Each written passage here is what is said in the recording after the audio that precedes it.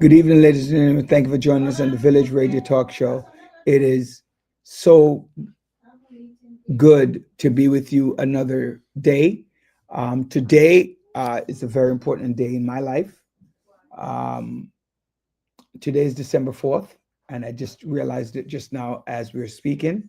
And 6 years ago today is when I was officially diagnosed with this debilitating disease uh, called cancer. The unofficial diagnosis came today, stating that I had 3 to 6 months, but literally 6 months to live. And I praise God and give honor for still being here to be here with you 6 years later. So I'm really excited about that. And honestly, I didn't remember. I remembered during the week, but I didn't remember um, today until just now, even though I went to the doctor. And so so I'm giving God great honor um, for that. And thank you, villagers, for going um, on the journey with me um, through this great this crazy life, this crazy up and down. I'm just sending out a message to a group that I formed. Um, um, and so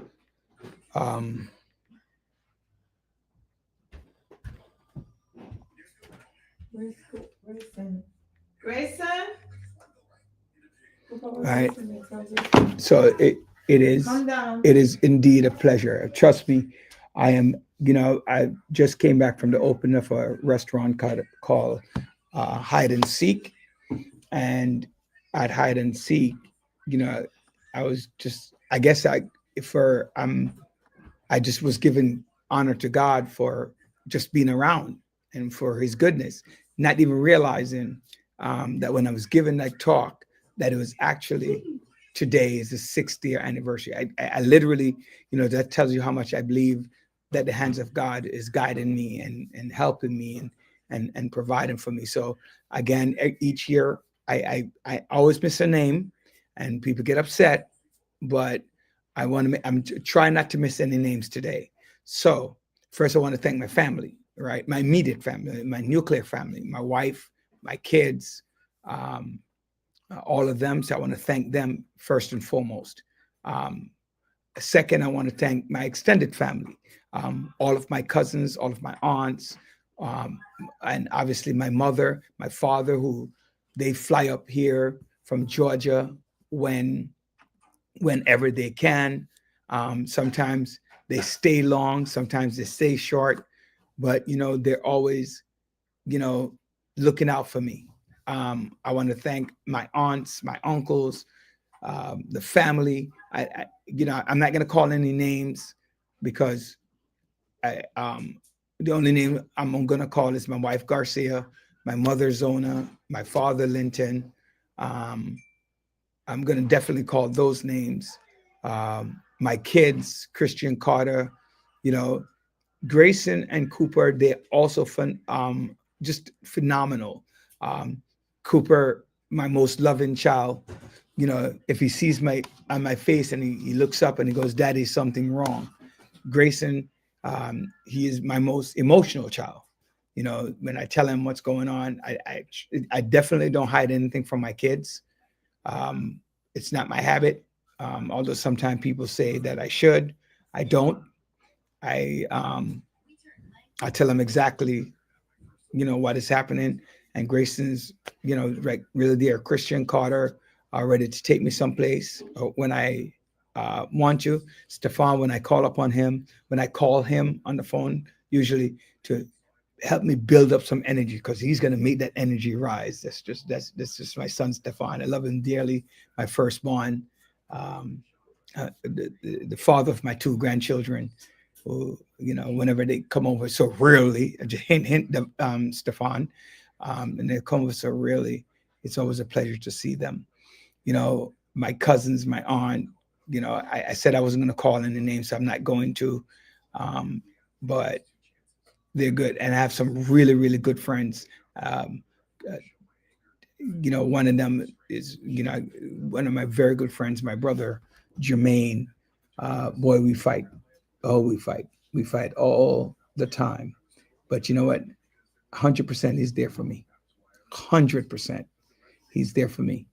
I know that he has my back at all times. My friend Pepsi or Leonard, David, they're also there. But I think David and Pepsi live here. I think they do.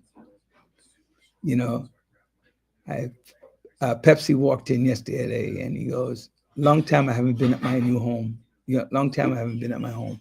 Comes in, he sits down, he turns on my heat, turns it up.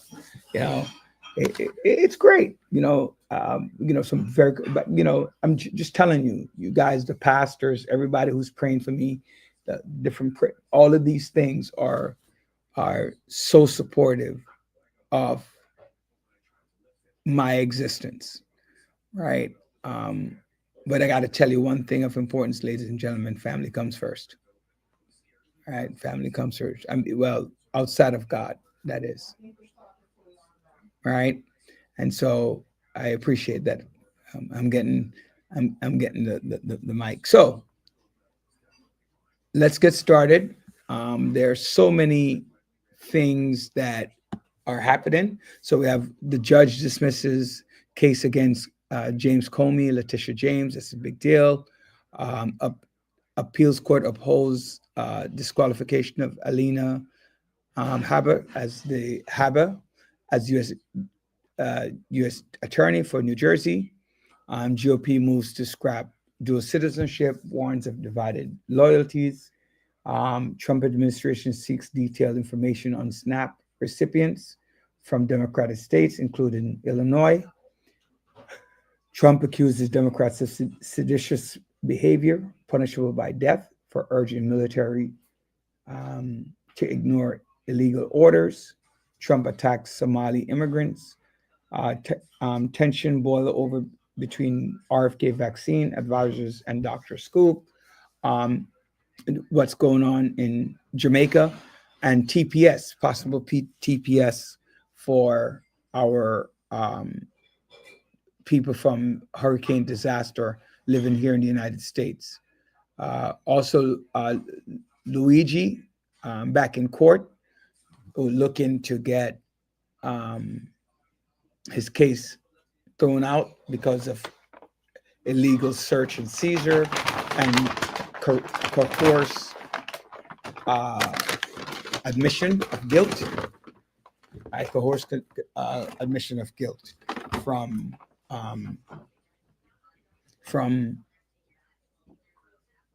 the NYPD. So his lawyers. It's good to have money, man. It's good to have money. So where are we going to start? Let's start with 1 and 2 are together, so we can start with the judge. So based upon the disqualification of, do you agree with it? By the way, Democrats, Republican, let me know if you agree with it. Do you agree with the dismissal of Alina Habba from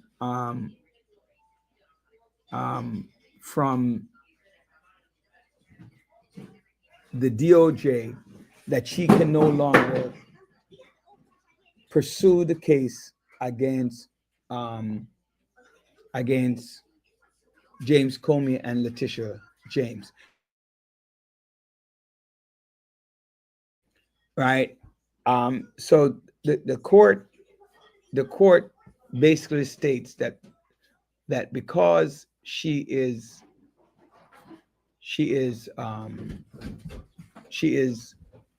was illegally, she was or is illegally appointed, right? It was upheld for disqualification of Trump's pick for New Jersey's top federal prosecutor, right? The sure marks a major setback for Trump's effort to install loyalties in key positions, right, without Senate confirmation. So Harvard's removal follows similar ruling against other Trump appointees, right? Appointed prosecutors, raising broader questions about executive power. The court emphasized that the administration's maneuver violated statutory limits on interim appointments. Legal experts say the ruling could influence pending cases in other states where there's similar appointment topics were used, right? So this directly affected Tish James, right? Because the federal judge dismissed criminal charges against both she and James Comey, right? The judge ruled that the prosecutor appointed by Trump was unlawfully installed, right? Meaning Alina Hubbard, right? Making the indictments invalid.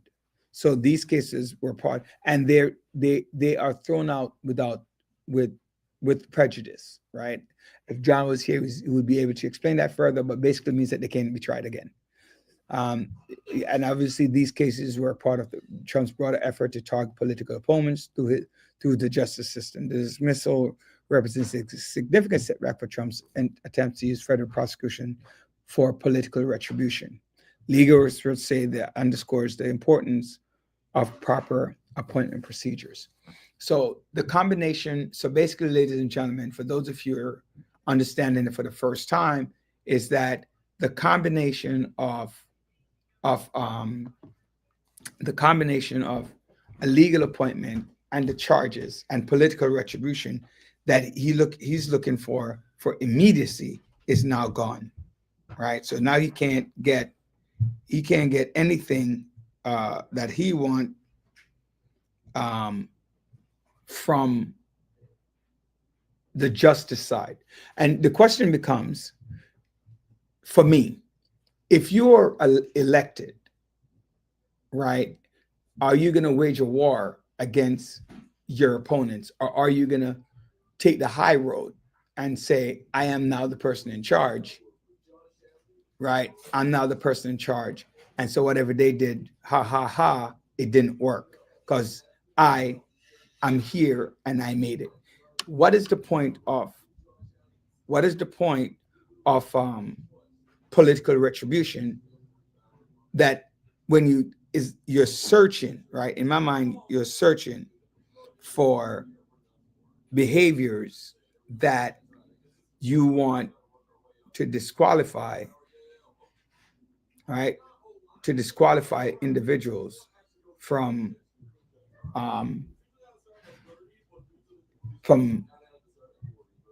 office, put people, send people to jail because you feel that their actions were very copious, very deleterious to your existence, right? And it's your opinion that they should be punished. Is, to me, right? Where's your high road? Where's your high road? Where is the place where you say that you try to stifle me, but I overcame all of it? Where is that? Where's that point, right? Where's that point? Where is the point of saying that you are the bigger person?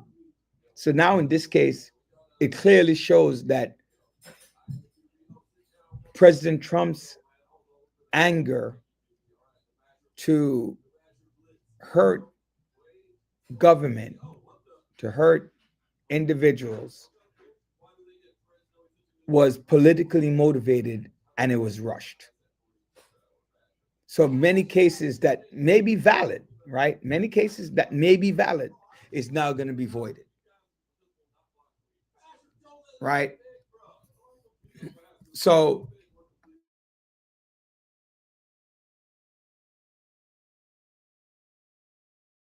right? And so we have to be able to fix our system that will not allow our leaders to be able to do things like that. It shouldn't be from the mayor. It shouldn't be from the president. And I've never seen, honestly, I've never seen, and I've been involved in politics, actively engaged. As a matter of fact, I was Googling some stuff online and I realized that in 2004, I was a presidential delegate candidate, right?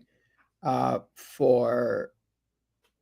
honestly, at this point, I can't remember the Clark, right? And that's when I got heavier in politics. But Bush, Ross Perot, Ronald Reagan, when I started following politics, I would say in 84 with Walter Mondale and Ronald Reagan, I started paying attention more to politics. I've never seen, so that's 40 something years. Reagan, Bush, Clinton, Bush, Obama,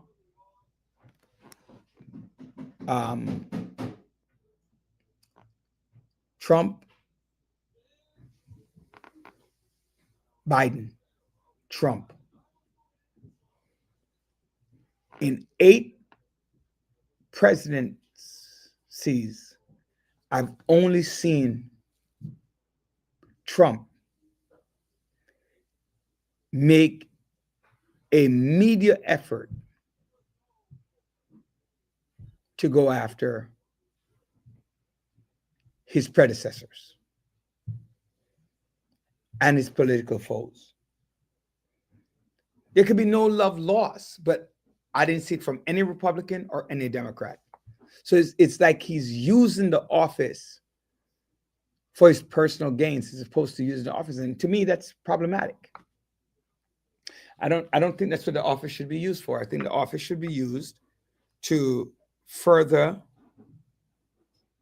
right, to further your ideas, your ideologies on the direction in which you think the government should go. And that's one of the reasons I find it hard to support him, because now you've now set a precedent for other presidents to take your name, take your pictures down, to take this down, to do that. You know, it really doesn't.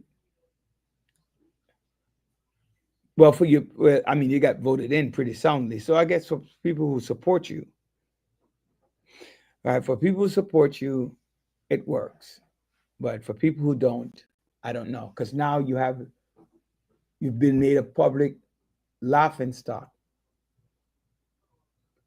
Not that Tish James didn't make somewhat of a laughing stock herself, because, you know, she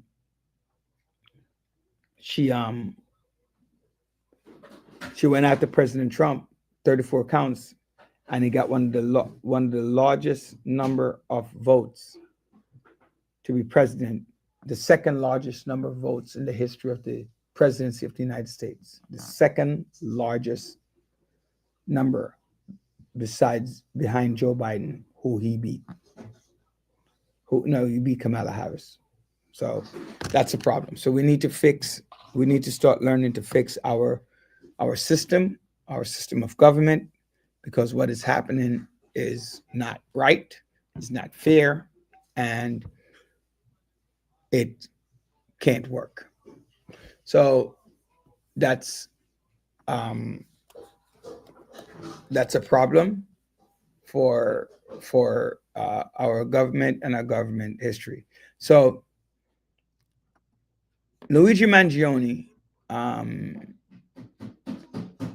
Luigi Mangione went to court today. Right, he went to court. Hold on 1 second. Grayson, do you see my glasses in there? What color are they? They're brown with brown and gold. What? Brown and gold. Might be on the table. So, you know, Like this? yes. No, that's not it. Let me see that glasses though, but that's not it. The frame is smaller. The frame is about this big. right? Can it work? No, and this is dirty. No, this is not working. So so what we know about him, Luigi Mangione, he pleads not guilty to both state and federal crime, right? Both state and federal charges. His lawyers are trying to preclude the evidential jurors, right, about his alleged statement to law enforcement officers, including a gun and a notebook allegedly seized from his backpack, right? Mangione, a lawyer, argues that the statement shouldn't be allowed as trial evidence, right? Because officers started questioning him before reading him his Miranda rights. So they say that the backpack items should be also, right, should be also excluded. And I'm taking this from the NBC news station, right? And so Mangione's lawyers argue that the statement shouldn't be allowed as trial evidence, right? So if you don't read somebody their Miranda rights, which is you have the right to remain silent, you have the right to an attorney, anything you say can and will be used against you in the court of law, along with some other statements, which I don't know, but that part I know of the Miranda rights, right? And I guess he was not read his rights, right? That he's entitled to an attorney before questioning, all that stuff. All right. And so they're now questioning whether or not any of these things can be used as evidence. All right. The Manhattan prosecutors haven't yet detailed their arguments for allowing whatever is happening. The disputed evidence. Gracie, can you look to see if you see my glasses, please? It's over there. I put it there today because I was going to use it when I was doing my work. Look on the small table. All right. This hearing, which began Monday, may look on the table, I said. I'm using the table. It's not on there. So then look on one of the cases or look on the night table. Garcia, did you move my glasses off the table? Yeah, so they're there. Where are you going? They're right where you were at the table. Like, Yeah, it should be right over there. I'm Yes. using the table. It's not So it's in that vicinity, maybe on the couch or something. Your mother said she didn't move it. So the hearing, which began Monday, may extend into next week.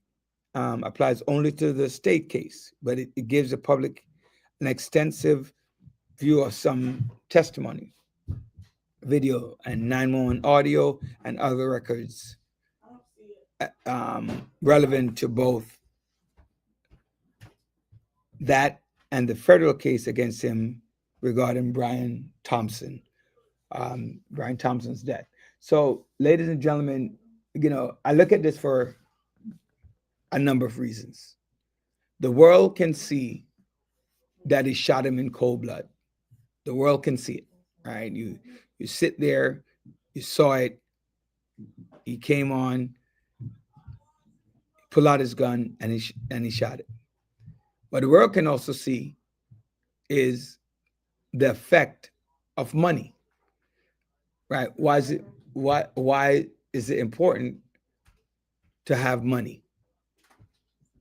Because now he's able to hire a slew of lawyers, a slew of private investigators, a slew of paralegals to work on this case. Money talks, bullshit walks. Bottom line. And that, you have to ask yourself the question, right? And that's when I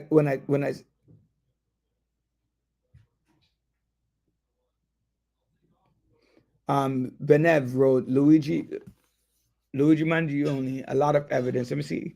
Luigi Mangione, a lot of evidence against that man. That will his lawyer argue about. What will his lawyer? Yeah, but that's what the lawyer's arguing about, right? So the lawyer is literally going at the fact that they were illegal. That's the point, right? So the lawyers basically are saying, hey, what's going on? What you said is not right. It's not this. It was done illegally. So it really is about looking at legal loopholes. That's how. And so it go back to why I was saying, though I believe in the death penalty and I believe in public hanging. I know that upsets Joanne when I say that. I'm not talking about lynching. So I want to be clear. I'm not talking about lynching. I'm talking about corporal punishment, right? For insane criminals. I can't ever vote to support corporal punishment, or I forgot the exact term that they use, right? But I can't capital punishment. I can't support it because when you look at this guy with money who can afford lawyers that can look at the simple loopholes in the law, whereas our black and brown, especially men, don't have any money to afford to get these high-end lawyers, don't have the house to mortgage, don't have the financial stability, they're not going to be able to get off from these crimes. They're not going to be able to extend from death penalty to life imprisonment, right? They're just not going to get it. Look at the white guy in Utah, killed 4 people. 4 people, 4 college-age people, and he got off the death penalty. That's why I can't agree with it. Now, I don't know whether Luigi Mangione deserved the death penalty, but from what I saw, it was cold-blooded, and yes, he does. From what I saw, from every media outlet, from every camera, he walks up to him, pulls out his gun, purposefully pull out the gun, shoots him in the back of the head.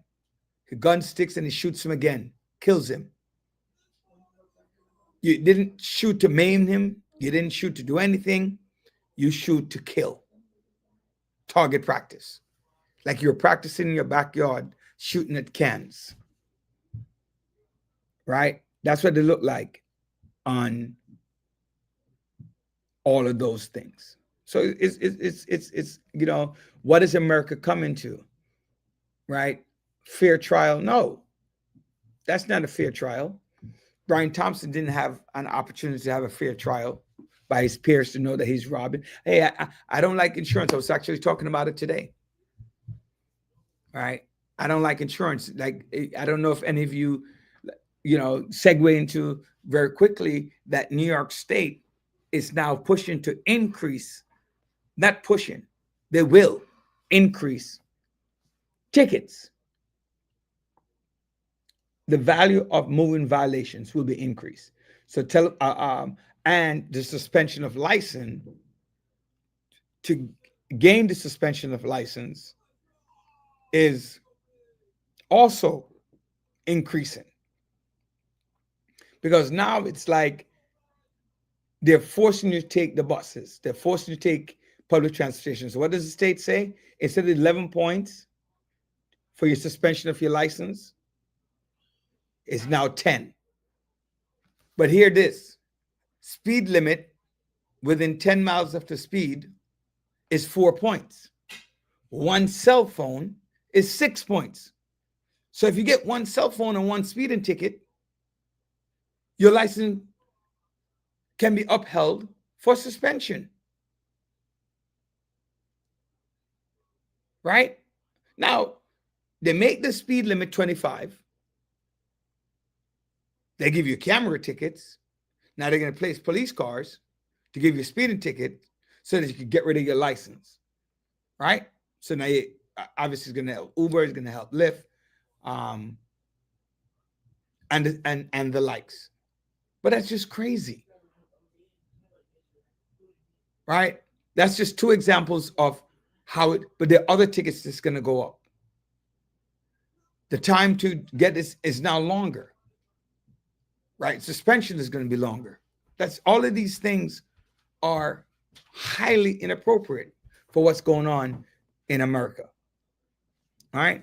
So there are better ways to show the effect of insurance. Better ways, going back to Luigi Mangione, is you're not police, juror, executioner, and lawyer and judge, right? And that, and he was trying to hide from the law, right? He was trying to hide from the law. So I'm glad they caught him. I'm not glad that he's using it. And that's one reason why I don't like car insurance. And the other reason I don't like the state government. Don't get me wrong, I do believe in public transportation. I just don't believe that you should be forcing people to take public transportation by using underhanded schemes that would frustrate drivers to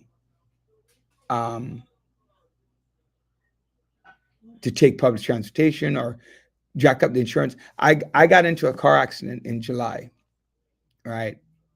I got into a car accident, completely not my fault, 100% not my fault, right? And it's on my license. All right, the person made an illegal right turn. I'm going straight. They made an illegal right turn. The insurance company claimed 100% liability, their insurance.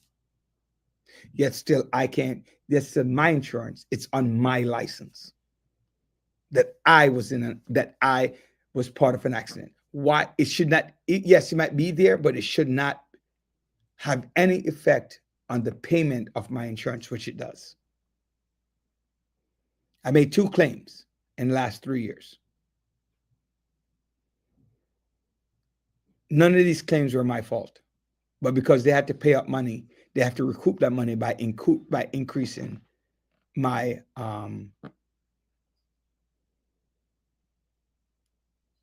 my personal car insurance. That's just crazy. So all of these things tying together, is, these things are making our country look bad. It's making New York State, New York City look even worse. And it's like we're electing leaders now who are not for all of New York, because, and the other thing is that, well, I guess people don't get out and vote, and you get exactly what you vote for. You get exactly what you vote for. And so, to me, there's nobody to blame but yourself. Period. So, Luigi Mangione, good luck to him. All right, good luck to him. If you don't get if you get off, because if you get off, it's because you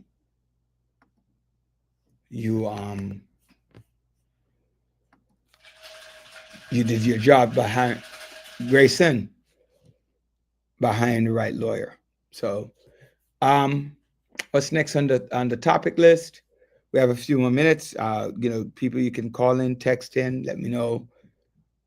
As you can see, I'm going solo today, so your participation is kind of important, more than anything else, right? The GOP moves to scrap dual citizenship, right? They warns of divided loyalties. A Republican senator introduced legislation to ban dual citizenship for Americans. This proposal argues that holding allegiance to 2 major creates security and loyalty concerns. Critics say the measure ignores globalization and the reality of multicultural identities. Dual citizenship is currently legal in the United States, and millions of Americans hold it. Legal scholars agree that such a ban could face constitutional challenge related to freedom of association. Does dual citizenship truly pose a national security risk, or is this a political talking point? How would banning dual citizenship affect immigrants, communities, and U.S. soft power abroad? A third question that I would pose is, should loyalty be defined by legal status or demonstrated action? Right? So we have those kind of comments, right? So what are your thoughts? All right. I believe, like I tell people, if you have a Jamaican passport and an American passport, make sure you go down to Jamaica on your passport, come back up to Jamaica on your American passport. Do not travel on your Jamaican passport because there's nothing in there. You don't have anything to prove that you are a U.S. citizen in your Jamaican passport because you have an American passport. You don't have an alien registration card. So do not travel on any other passport unless you're a diplomat. All right. Or you don't have an American passport. All right. Do not travel on it because you're going to pay for that action. All right. When you go to your home country, by all means, use your passport. Right. You know, I know, for example, if you go to Jamaica, you go to Dunn's River Falls, you pull out the American passport, you pay $25, right, or $3,000 or something like that. Whatever the equivalent of $25 is in Jamaican money now, that's what you pay. Pull out the American passport, the Jamaican passport, you pay $1,000. So saving $2,000. You go to Bob Marley Museum in Kingston, you pull out the Jamaican passport is this much. You pull out the American passport is that much. And many places are like that. So those places encourage you to have the usage of their passport and recognizing your belonging to their country. But your allegiance, by the way, is to the country of where you reside. So even though you might have dual citizenship, you live in America. You are an American citizen first. You are a citizen of that country second. America is first. If America goes to war against that country, you have to determine where your allegiance lie. Because if it goes to war against Jamaica, Trinidad, Barbados, you are fighting for America, not for any of those countries, right? What you earn here in the United States, you can lose. That's what I always tell people. So you're actually fighting to keep what you've worked for. Your pension, your Social Security, your this, your that. That if you're not a citizen, they might even put laws into place that would hurt you with many of these things. Unfortunately, if you commit a crime, whether by purpose or by accident, you're going to have the struggle. So you got to learn to,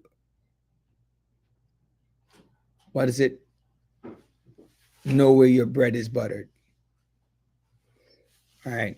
And do the right thing. So do I believe that dual citizenship causes issues? Not really, not unless you abuse it, right? But there's nothing wrong to, in my purview, to have an identity with the country, especially the country of your origin, right? But some people, I do believe, though, that America does need to be more nationalistic. America is not nationalistic. They don't put the country first. Like one of the things that annoy me badly is when I see people don't stand up for the Pledge of Allegiance. But you hear the Jamaican national anthem, if you're Jamaican or Trinidadian, Canada, whatever, and you hear the national anthem, you get up and you rise. Why do you rise for those countries' anthem? And when you hear the American anthem, because you have the right to sit down, you're going to sit. You don't take off your hat, right? You're talking. I went to an event the other day where they're singing the national anthem and the waiters were walking around. Nobody instructs them that when you hear the national anthem, you're not supposed to be serving food or anything like that. You're supposed to be standing still, right? So, yeah, I could see why they want to ban it. And I personally feel that people who do not, that's just me though. You know, a lot of people are not going to agree with me. I feel like if you don't stand for the Pledge of Allegiance or the national anthem, you should get fined. No freedom of expression. You get fined. You stand for the national anthem. You take your hat off. You sing if you want to sing. But you should not be allowed to not say the national anthem of the country where you chose to live your life. Because if you're not a citizen of the United States or you became a citizen, you have a choice. You don't like the United States that much, go back home. You go back home. That's it. That's how I look at it. All right. I feel very strongly about that. All right. So, ladies and gentlemen, you know, like you need to do your best to support the country that you live in. All right. But as for dual citizenship, I don't see that as problematic. Trump went after another country. He called Haiti a shithole country. Now he's describing Somalian immigrants as garbage and calling for stricter immigration enforcement. This remark comes amid broader immigration crackdowns following a violent, indecent in DC. Right? Critics say the comments fuel xenophobia and target minority communities unfairly. Somali and American leaders condemn the rhetoric as harmful and divisive. Immigration advocates warn such language could lead to increased hate crimes and discrimination. You know, it's funny. What's Hey, up? Dr. Brian, welcome. How are you? Doing well. You know what I find to be funny? What's that? He can't say that against the Jews. He would never dare say it against the Jews. But the language he used against he don't like this country and that country and garbage and this and that. And it's so inappropriate. Yeah, it's so I'm not he pick and chooses. He picks who to attack. Who to pick. He's like the personification of a bully. That's an understatement. That's an understatement. I said that's an understatement. Right? Because you don't pick on the Jews. You don't pick on China at that level. Right? Like it's like China said, listen, I will blow you out of the water. I'll blow your ass out of the water. I have a bullet, I have a missile. What did they say? What did they say? They had a missile that can reach anywhere in the United States in 20 minutes. And we don't want that. And it has what missile 61 or something like that? That they have 60 nuclear and 1 hydrogen bomb attached to it or something like that. I don't remember what the exact comment was. But we don't want that. And we don't want it. That's why he can't mess with China. Can't mess with Japan. Right? North Korea. He won't dare. But they, you know what? They blew up. They blew up another boat today. In Venezuela? Yeah. In the Caribbean. He's really looking for war to stay in power. I know. It's unfortunate. You know, that's with your light going out just now. I just remember I have that little light to put on top of my computer. That's it. No, No, seriously. it's because I I'm. charged it to use it, Hold on 1 second. and I didn't use it. Right, I literally charged to use it. So we have a couple minutes. How's your Thanksgiving? Uh, It was a great Thanksgiving. Thank God. Thank God. You know, just being around family makes the world of a difference. So, how was your Thanksgiving? it was good. I slept for about 2.5 hours during the Thanksgiving while everybody was there waiting for. For you, right? For your grand entrance. No. I was sleeping in the living room Oh, okay. while people were enjoying the festivity. My aunt, my Garcia's aunt, thank you, Auntie Marine, for the cooking, along with Garcia cooked. She stayed up pretty much all night. Jesus. She cooked many plates. She cooked some manish water. That the tasted excellent. Yeah, it was good. Where did you go? I went to my mom. How's Mama Lorette? She's good, thank God. She's good. Hold on 1 second. Right. We have so the last topic for today, hopefully, right? What's that? So, well, two topics. One, we weren't on last week to discuss the shooting after National Guards in Washington D.C. One of them died, and one of them is clinging to life. We don't wish violence on anyone. That's one thing we No, do.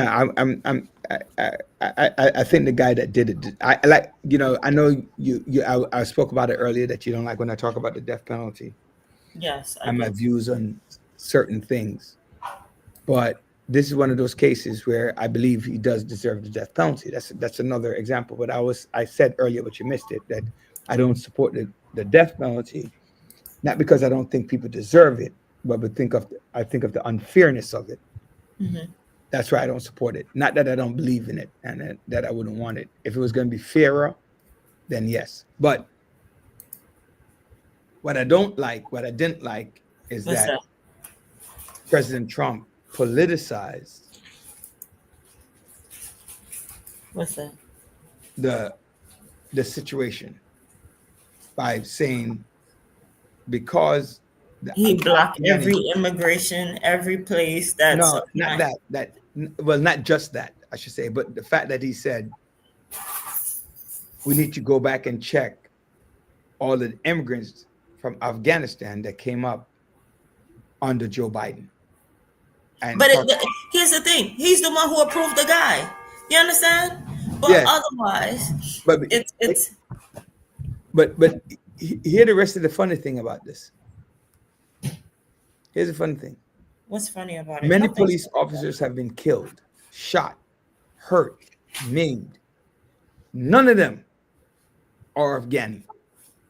So many of them are American citizens. Look at the crime rate in America. You want to see crime? Go to Chicago. They're not Afghani. They're born American citizens committing these crimes. So you know what I'm going to say? You politicize two people who unfortunately lost their life. Put a whole group together. I lump a whole group. Not only did you lump a whole group, but you lump the president of the former president of the United States, your predecessor, into violent acts. That's just crazy. It's unfortunate. It's unfortunate. But you show who you are. Eventually people will see who you are. You can mask as much as you want, but eventually your character shows. Yeah, so but on that tip, we want to end on a positive note because we're a minute over. Go ahead. Just want to wish people a wonderful week. Happy new month. We made it to December, thank God, because some people fell off before they hit December. So happy new month. May God bless you this week and enjoy your weekend. You know, again, I started the show by thanking all those people who have supported me. So I'm going to continue to say thank you as I start my year 7. Tomorrow starts year 7. Wow. I Look at want to that. point out, I'm yes, a survivor. you know, Make up. Go I did ahead. start, wait, I did start a group called Surviving Cancer. If anybody wants to be part of it, um, please reach out, say hello, because I believe every day is a struggle, but every That's day true. is, but every day that you're above ground is a great day. With Absolutely. that, I want to thank everyone. If I didn't thank you before, I'm thanking you now. Thank you for all the villagers. Thank you for everyone. God bless. Have a great evening. And happy 7th year. Yes, thank you. And God say bless. hi to the boss for me. I can hear her in the background.